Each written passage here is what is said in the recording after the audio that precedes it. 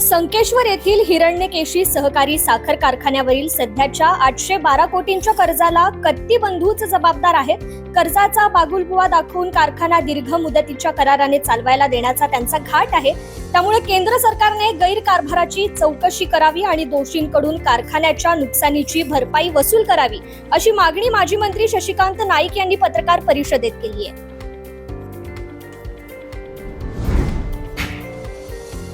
यंदा खरीपामध्ये राज्यातील सोलापूर, अहमदनगर, नाशिक, धाराशिव या जिल्ह्यांमध्ये चांगली लागवड झाली आहे. पावसाळी कांदा हा 3 महिन्यात काढणीला येतो, तर सर्वसाधारणपणे सप्टेंबर महिन्यापर्यंत खरीप कांद्याच्या लागवडी सुरू असल्यामुळे अनेक शेतकऱ्यांचे कांदा पीक अजून वाढीच्या अवस्थेत आहेत.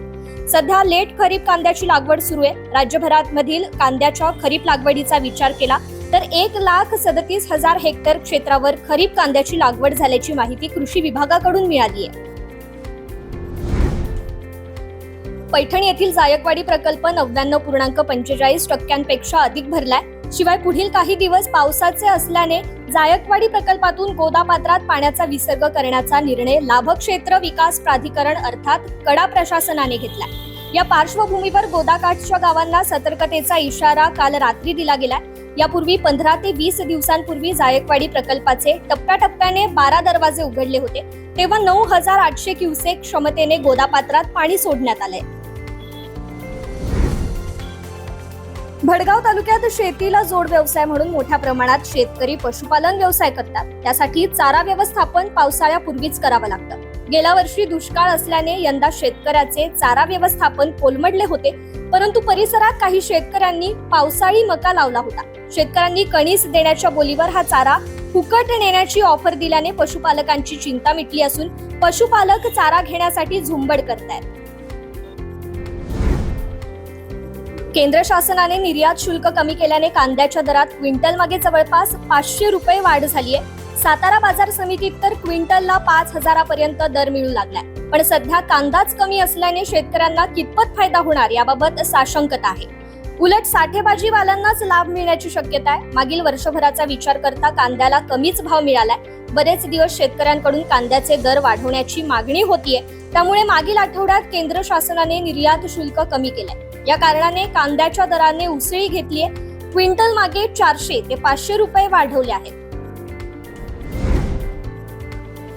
सोलापूर जिल्ह्यात सीताफळांचा हंगाम सुरू झाल्यानंतर पहिल्यांदाच बाजारात उशिराने का होईना सीताफळांची आवक सुरू झाली आहे. त्यामुळे बाजारात आता चांगली मोठी सीताफळे दिसू लागली आहेत. शिवाय त्यांचे दरही आवाक्यात असल्याने ग्राहकांना मोठ्या प्रमाणात त्यांचा आस्वाद घेता येतोय.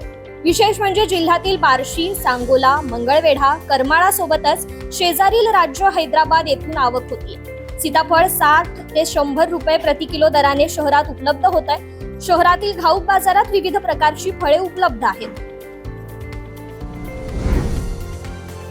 काल राज्यातील बाजार समितीमध्ये टोमॅटोची 3,992 क्विंटलची आवक झाली आहे. या सर्वाधिक आवक पुणे बाजारात लोकल टोमॅटोची झाली आहे. तर टोमॅटोला कमीत कमी 1,500 रुपयांपासून ते 3,500 रुपयांपर्यंत सरासरी दर मिळालाय. पणन मंडळाच्या अधिकृत माहितीनुसार अहमदनगर जिल्ह्यात सर्वसाधारण टोमॅटोला कमीत कमी 1,000 रुपये आणि सरासरी 2,500 रुपये, कोल्हापूर जिल्ह्यात कमीत कमी 1,000 रुपये, सरासरी 2,300, पुणे जिल्ह्यात कमी कमी 2,500 रुपये आणि सरासरी 3,500 रुपये दर मिळालाय.